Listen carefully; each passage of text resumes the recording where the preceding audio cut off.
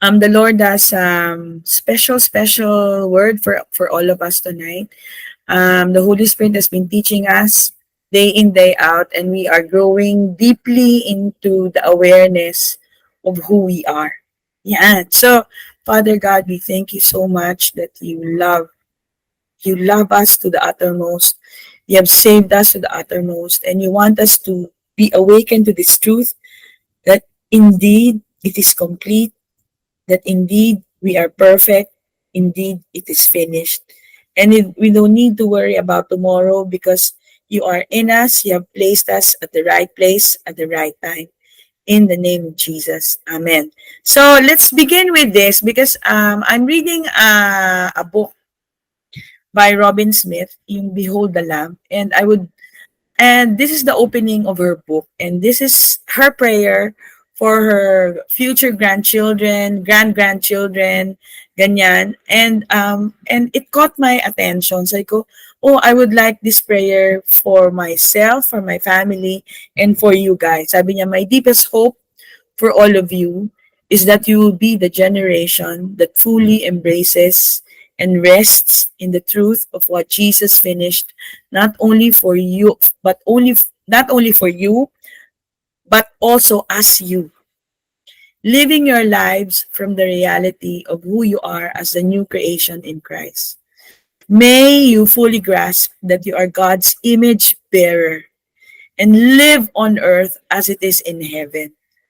No sickness, no diseases, whole, abundant, fully knowing that as Jesus is, so are you in this world. In this world. Finally, may you know the depths of your union with God, Father, Son, and Holy Spirit, and experience the unbroken face-to-face fellowship you share with them. So this is from the book Behold the Lamb by Robin Smith. Gana, no? So, say ko, Lord, you've been taking us through this beautiful journey of being awakened to the truth that hey, we are in you, that hey, you are in us. This is the greatest adventure that we can live our lives, right? That yun yung excitement na Lord, wherever you are, right? I am with you. Wherever I am, you are with me. So, meaning, there's always be success. Yan. And by the way, story of Abraham servant was actually in the context of the Lord of Abraham asking the servant for the bride of Isaac. So it's all about again the Lord's bride because the Lord is the bridegroom. Yan. So okay, let's go back. Ecclesiastes 9:11 verse 12. I returned and saw under the sun that the race is not to the swift, nor the battle to the strong, nor bread to the wise, nor riches to men of understanding, nor favor to men of skill. So it doesn't matter, right? All those, although I'm not belittling it, those are important. But Ecclesiastes 9:11, 12 is saying, you know, it doesn't matter if you're cum laude or whatever. It's not to the wise, it's not to the strong, but time and chance happen to them all. For man also does not know his time. Yeah, but yung operative word, yung know, di ba? If you do not know what the Lord has finished for you, you will be like a fish taken in a cruel net, like birds caught in a snare. So the sons of man are snared in an evil time when it falls suddenly upon them. So it's all about having this awakened mindset, right? That, hey, the Lord has orchestrated everything because He owns time. And He has orchestrated kara for you because He is in you. So tingnan natin naman kasi hindi natin makikita pag English lang. But time and chance happen because of who? Because of Jesus Christ. To them all. All who will be awakened to the truth. Kasi pag hindi mo alam, you will be duped. Pag hindi mo alam, you'll be like a bird caught in a snare because of your wrong thinking, because of your wrong mindset. That because you really don't believe that you are loved by your bridegroom. Yan. So Aleph Tav again. So Aleph Tav, makikita, diba define natin yung Aleph Tav as the Lord Jesus Christ. But specifically in Zechariah 12:10, Then I will pour out a spirit of grace and prayer on the family of David and on the people of Jerusalem. They will look on me whom they have pierced. Yan. Yan. They will look on me. It's Jesus. Not Zechariah 12:10 is defining Aleph Tav as who? The one who was pierced by his stripes. You are healed. Right? They will grieve bitterly for him as for a firstborn was died. So, clearly, Aleph Tav, yung dito, yung nandito sa Ecclesiastes 9:11-12 is the Lord Jesus. And if we are awakened to the truth, right, that it is finished, that you are perfect, you are completed because of his finished work, then you will rest. So, let's go back to Ecclesiastes 3:11. He has made everything beautiful in its time, also has put eternity in their hearts, except that no one can find out the work that God does from beginning to end. So there it goes again, Aleph Tav. Yan, it's first, actually, nandito pa rin siya, ayan. Also, Aleph Tav has put eternity in our hearts. So when you see Aleph Tav in a verse, know to interpret the verse to the understanding of your union in Christ. So when you see Aleph Tav, it is actually the signature of your union with Christ. Hallelujah. So, in Hebrews 4:16, sabi nga, di ba? Let us come boldly to the throne of grace, to the throne of grace. So, yung throne of grace dyan, let's therefore come boldly to the throne of grace that we may obtain mercy and find grace to help in time of need.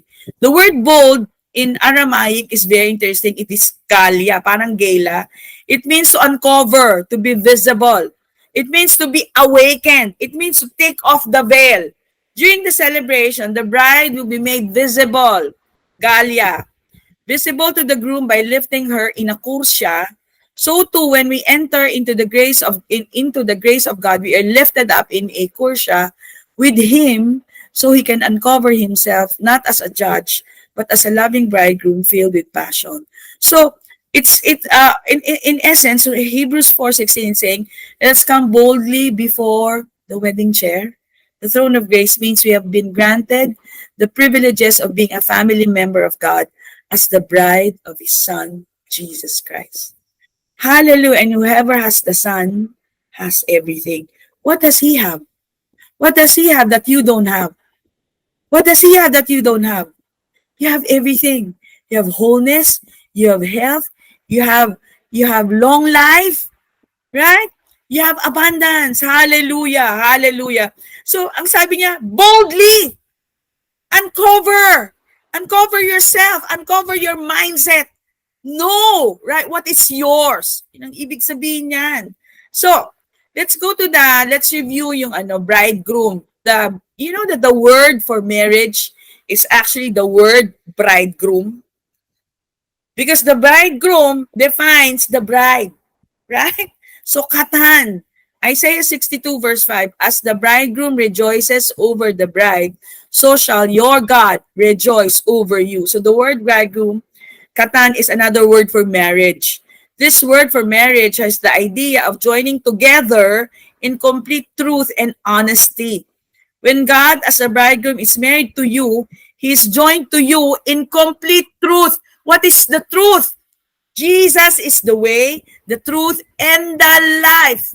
Hallelujah. They that worship God must worship Him in spirit and in truth. What does it mean that we worship Him in spirit and in truth?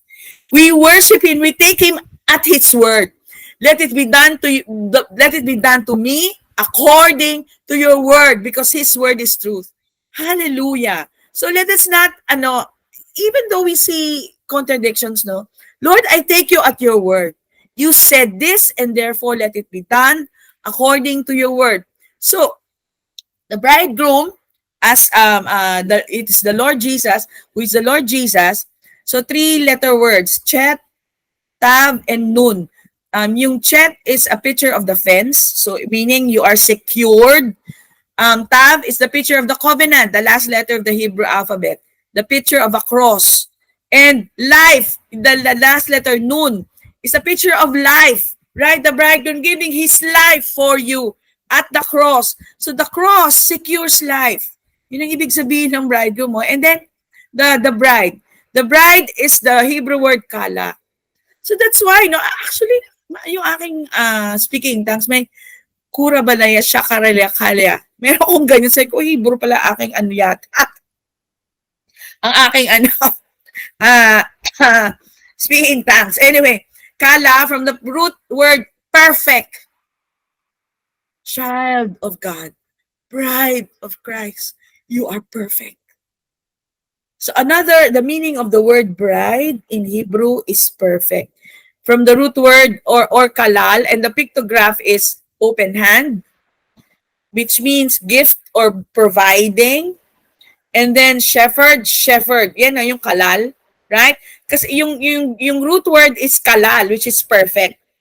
Yung word for bride is kalal, from the root word perfect, which is kalal. So yung kalal is kaf, lamed, lamed. Note the doubling of the shepherd. In Hebrew, the doubling of shepherds and words form the excessive or extreme form of the meaning of a word. Thus, shepherd here is the shepherd of shepherds, the Lord Jesus.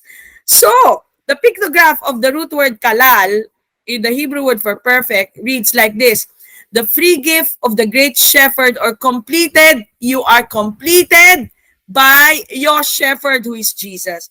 So the word for perfect comes from the perfect shepherd who gives and never stops giving. Hallelujah! So bride of Christ, kala. What happens then when grace is added to the root word perfect? You get the bride. You are his perfect bride. Hallelujah. So 3-letter word again.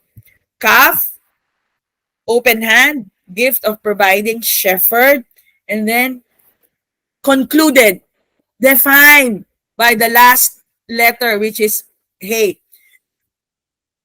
The letter for grace. So it reads, the grace of the shepherd revealed. Bride of Christ, the grace of the shepherd is revealed in you. Hallelujah.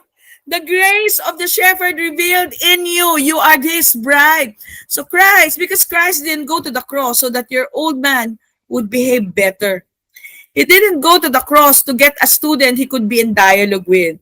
He went to get a bride he could be in union with. He went through all those suffering, through all those piercing and lashing for you to be his bride.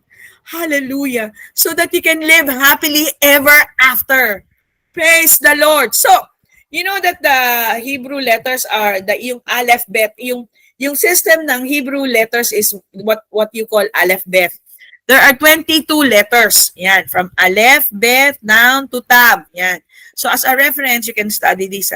So the first letter is Aleph. So when you count to 11, you get the letter Kaf. Yan, di ba? 1, 2, 3, 4, 5, 6, 7, 8, 9, 10, 11. So, yung last letter is the word Tab. Okay? The letter Tab. So 22, no? Pag nag-count ka from Tab to another 11, which is mapupunta ka dun sa 12, yan ay Lamed.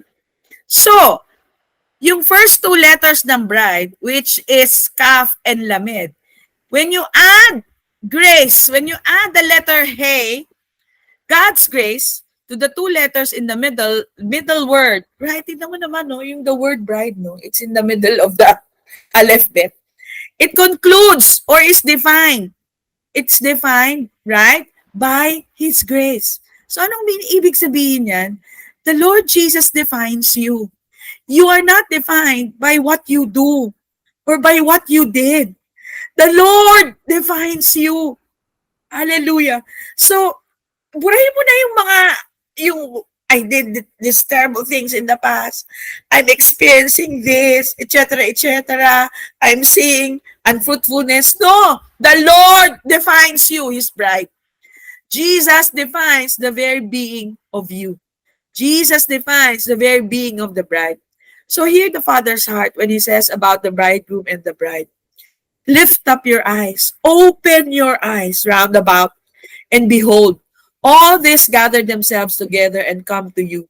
As I live, says the Lord, as He lives, and He lives forever, right? He shall surely clothe you with them all as with an ornament and bind them on thee as a bride does. And Isaiah 49 verse 18. And John the Baptist testifying about the bridegroom making the way, he who has the bride, he who has the bride is the bridegroom. So, tingnan mo yung words, no? He who has the bride is the bridegroom because you and the bridegroom are one.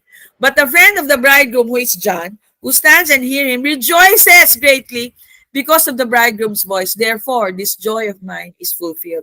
And John the Apostle, when shown the bride in Revelations 21, 9, 11, and this is how you look like. This is who you are. This is who you are. Then one of the seven angels who had seven bowls filled with the seven last plagues came to me and talked to me, saying, Come, I will show you the bride, the Lamb's wife. You are the Lamb's wife. And he carried me away in the spirit to a great and high mountain and showed me the great city, the holy Jerusalem, descending out of heaven from God, having the glory of God. Her light was like a most precious stone, like a jasper stone, clear as crystal. This is how God defines you. This is how God looks at you. This is who you are.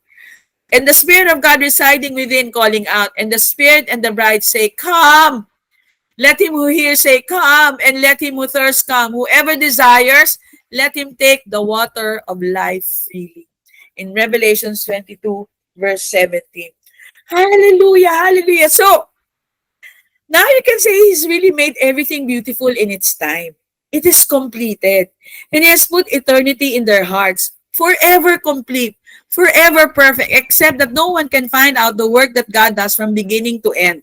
So, review lang natin, yung et. Et is the word, the Hebrew word for time, and it has two-letter words, ayin and tab. So, in my definition, kasi two-letter word, see the cross. Always in front of you. See the finished work of Christ. Yun yung et, yun yung time. We also see the beautiful eternal plans of God redeemed in time in the incarnation of the Son. So the word time in this verse is the word et and means season, season or time, long, due, season, and always. The root word is to answer, to respond, to announce. So the ancient root is two Hebrew letters, ayin and tab. So in the picture language, it's an I, and also the last letter, which is tab. So it's a beautiful encouragement from the Holy Spirit to really open your eyes to the finished work, to the cross. Jesus came as the eternal God made in flesh and announced to us who we always were, eternal, immortal, divine sons, His bride, made in the image and likeness of our heavenly Daddy God. Praise the Lord. Child of God, bride of Christ, see the cross. See His finished work always. Hallelujah. So, another revelation for tonight is the word kara, which you will see also in Lamentations 3 verse 57. You drew near on the day I called on you and said, do not fear. So, this is who is talking here? It is the Lord Jesus. But remember that this is in the Old Testament. Now, the reality is He is in you. You just need to be awakened that He's so near. That He's so near, right? The nearness of you. Di ba may kantang ganon? So, it is actually the word kara. He is in your heart, right? Kara. You are always at the right time, at the right place, because He is in you. Literally in your heart. You drew near on the day I called on you. And He's always saying, do not fear. Do not fear in Lamentations 3:57. So, going now to the story of Ruth, hinabol ko to while you were discussing. You know, during that time, no, remember yung story revolved around during the planting season, and then as the time went by, the harvest season, right? So, doon na tayo sa harvest season na. Pero next week, marami pa tayong aaralin in the life of Ruth. Okay. During this particular season, yung harvest season of bringing in the crops, there would be one person who would spend the night guarding the grain that was harvested. So, at that particular time, kahit boss si Boaz, kahit siya yung may-ari ng field, he was at the field guarding the grain. Kasi nga, baka manakaw, di ba? During this time, in the context, during that time, prostitutes found this an ideal time to pick up a wealthy client who would be willing to pay for an entire evening of services. Parang yung pag nag-dock lang yung no, yung ship, and then andun na yung mga prostitutes, inaantay yung mga seaman. Parang ganun yan in the context of that time. Okay? What they would do is to sneak into the camp where the owner was guarding the harvest, and while he was asleep, the prostitute would lay at his feet. Parang ganito yung nangyari kay Judah at kay Tamar. Remember yung story nun? Anyway, this would indicate that she was ready to negotiate a price for her services. But iba yung story ni Ruth. Di ba she was given an advice by Naomi. Sabi niya, do this. Di ba? Meron silang dialogue eh. So, ang nangyari nga, di ba? Later na to. Ang nangyari, you see the spreading of the garment in Hebrew is parasta kenafeka. Ayan. Parasta kenafeka, which literally means to take me under your wing or protection. So, yung pag ganun ng cloth, ng garment, hindi ginagawa ng mga prostitutes yun. So, Ruth was instructed by Naomi to do this, yung parasta kanafeka. So, it literally means, when you do that, you're saying, take me under your wing or protection. So, in verse 4, we learned that Naomi told Ruth to do this little ritual and that he would tell her what to do. So, the word he in Hebrew is who, and the Midrash says that it is a reference to God, not Boaz. So, when you go to the verse in Ruth 3, God would tell her what to do. Boaz would understand that this gesture was not Ruth propositioning to him as a prostitute, but it was symbolic of that time, which is a part of the Bade Kenish, which is a part of the wedding ceremony, where the bridegroom puts the veil over his bride's face to say, you are beautiful on the outside, but it's your inner beauty that I love. And if time removes the outer beauty, I will still still be in love with you for your inner beauty. Yung pala yung ibig sabihin nun. So, sabi gano'n ni Boaz, who are you? He asked.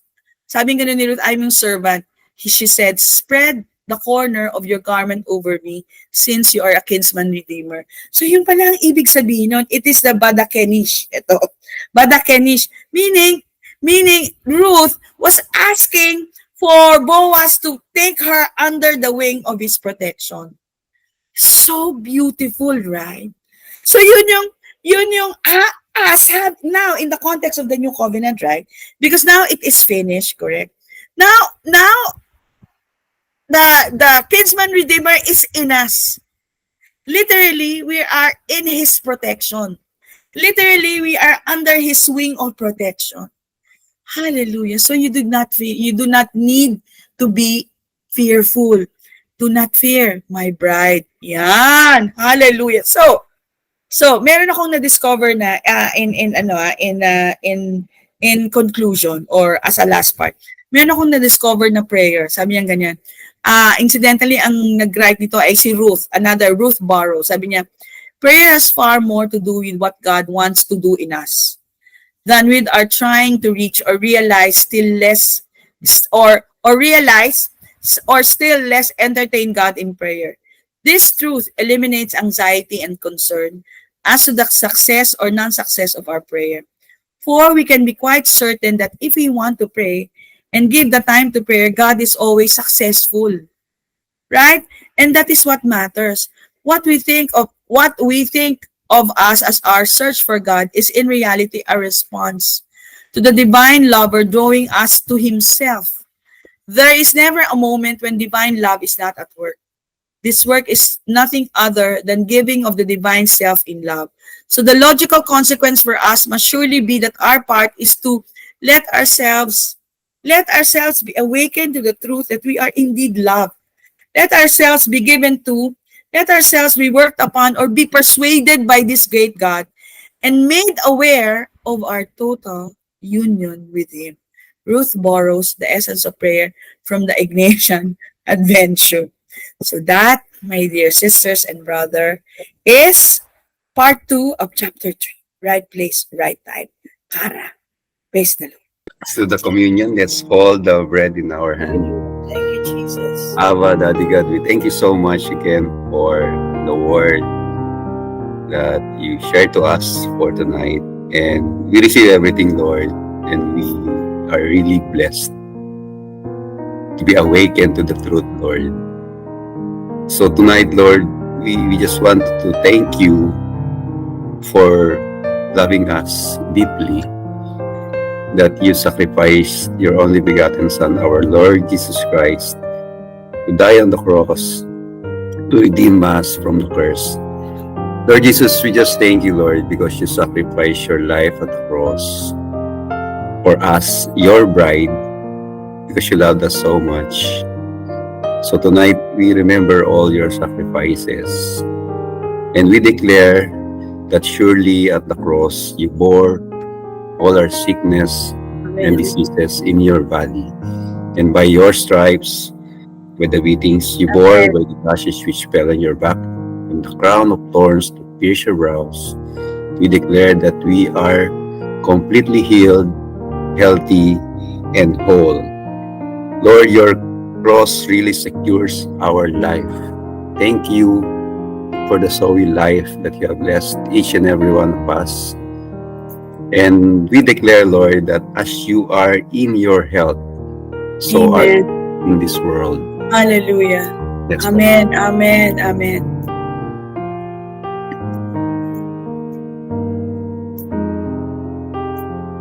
Let's hold the cup. Lord Jesus, thank you for your precious blood that was shed on the cross. Today, Lord, we are completely forgiven, forever forgiven, and washed whiter than snow. We can come boldly into your presence without guilt, without condemnation, without fear, because we know that at the cross, you shed your blood for our salvation. So thank you, Lord, that you made us the righteousness of God in Christ only because of your finished work at the cross. Today, Lord, we declare that we are greatly blessed, deeply loved, and highly favored in the beloved. Today, we are seated at the right hand of God in Christ. Amen, amen. And we receive all blessings that crowns the righteous from the top of our head down to the soles of our feet. Thank you, Jesus, because this is your will for us. And tonight, we just rest in your peace, knowing that you love us so much, that we are blessed and deeply loved. So we thank you, Jesus. And as we drink, Lord, we celebrate our salvation, our holiness, and our union with you, because with you, all things are possible. In Jesus' name, amen.